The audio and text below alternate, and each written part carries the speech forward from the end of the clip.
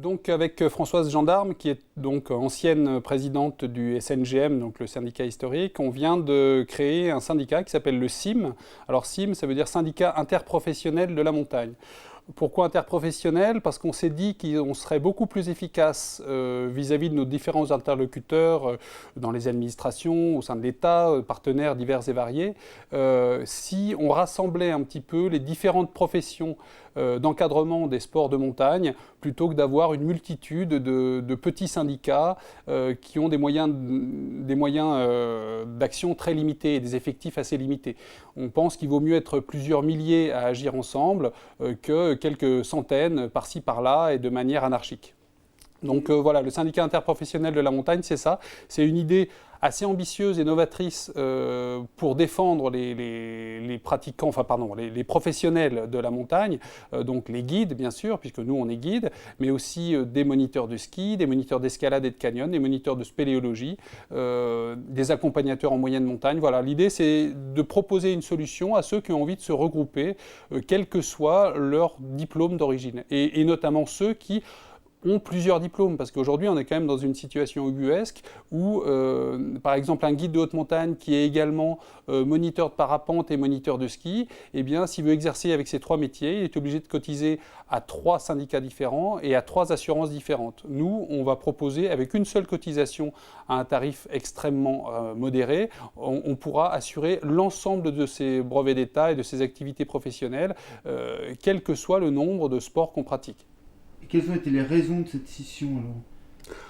Oh, scission, je ne sais pas s'il faut parler de scission. Ce qui s'est passé à la base, c'est que ce soit Françoise dans son rôle de présidente à l'époque, ou moi dans un simple rôle de membre un peu actif ou activiste, on a voulu, chacun à sa manière, faire évoluer, faire progresser le syndicat historique des guides qui était le SNGM.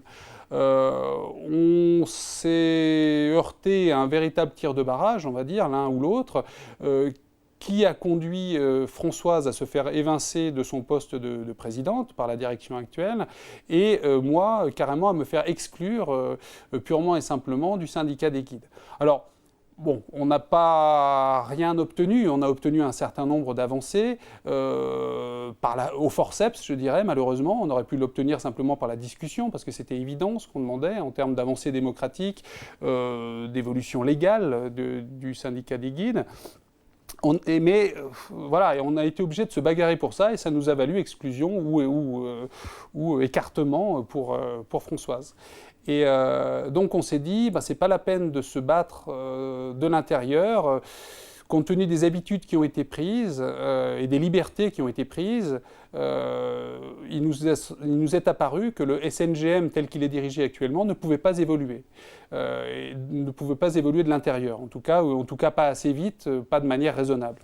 Donc on s'est dit, plutôt que de rester prisonnier d'un syndicat qui ne nous convient pas, dans sa politique, dans sa conception du rôle d'un syndicat, et puis dans ses résultats, et dans ses prix également, on va essayer de faire autre chose. Moi, j'y ai été forcé de toute façon de trouver autre chose, puisque j'étais exclu du syndicat, je me suis retrouvé quand même dans une situation assez incroyable, c'est que pour avoir alerté sur certaines dérives de la gestion du SNGM et pour avoir cherché justement à défendre l'intérêt général des guides, je me suis retrouvé purement et simplement privé de la possibilité de travailler en France et même au-delà, puisque je n'ai pas pu adhérer à certains syndicats étrangers qui visiblement craignaient peut-être de déplaire à la direction du syndicat SNGM français. J'ai même été écarté de certains postes de direction dans des agences de voyage qui travaillaient plus ou moins en lien avec le SNGM.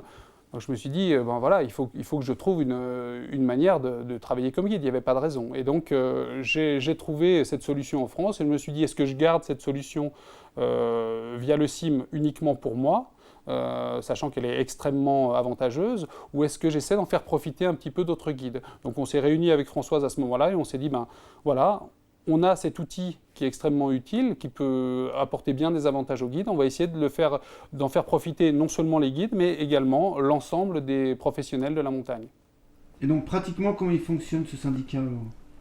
Alors, l'idée qu'on a eue pour monter simplement ce syndicat et qu'il soit le plus efficace possible et le moins coûteux possible, ça a été de s'affilier à un grand syndicat national qui s'appelle l'UNSA. L'UNSA, ça veut dire Union nationale des syndicats autonomes, qui regroupe 400 000 membres, dont un peu plus de 3 000 dans le domaine sportif. Et donc, on a affilié le CIM à ce syndicat pour profiter de ses services centraux, juridiques, administratifs, comptables, etc.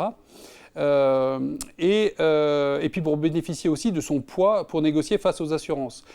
C'est notamment grâce à l'UNSA et à ses effectifs nombreux qu'on a réussi à obtenir ces assurances extrêmement avantageuses qui, à ma connaissance, n'ont pas d'équivalent en France et peut-être même dans les syndicats étrangers.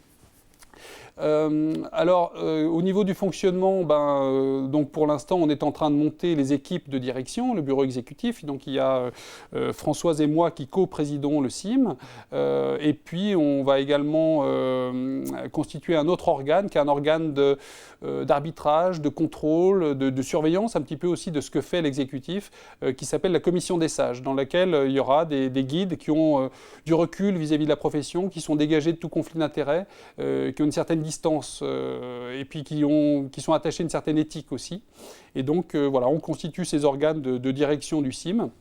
Mais il est déjà opérationnel et on peut y adhérer. Les contrats sont déjà opérationnels, les contrats d'assurance, puisque c'est important pour les guides et les professionnels du sport. Les contrats d'assurance RC, individuel accident et également individuel accident des clients sont déjà opérationnels, mais on continue de les améliorer pour essayer de les adapter le mieux possible aux spécificités de nos métiers, métiers à cordes, mais également métiers du ski ou de la randonnée. Alors, pour avoir plus d'informations, on a mis à disposition des potentiels adhérents un site internet qui est provisoire. Pour l'instant, on a monté avec très peu de moyens et très rapidement. On aura un site beaucoup plus ambitieux dans quelques mois, mais il y a déjà un site qui est en ligne. Et puis, on peut également contacter Françoise Gendarme ou moi-même directement pour avoir des informations précises sur le fonctionnement, sur les modalités d'adhésion et puis également sur les caractéristiques des contrats.